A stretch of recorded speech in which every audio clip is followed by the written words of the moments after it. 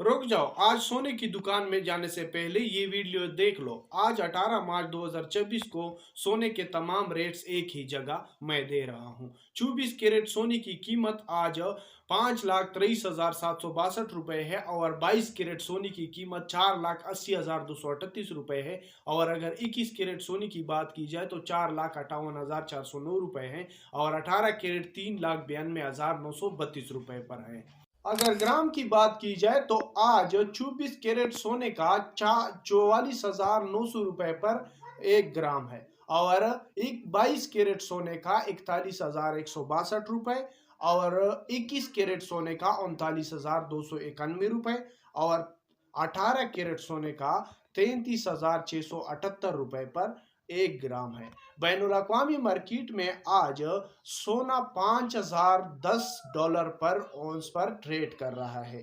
और अगर सिल्वर की बात की जाए यानी चांदी की, तो चांदी 79.46 पर ट्रेड कर रहा है और पाकिस्तान में चांदी की कीमत फी तोला 8,569 रुपये है। ये थे आज के 24, 22, 21 और 18 कैरेट ग्राम, ओंस और सिल्वर के रेट्स। कौन सा कैरेट खरीदोगे कमेंट सेक्शन में बताएं। वीडियो को लाइक करें, सब्सक्राइब करें और शेयर करें।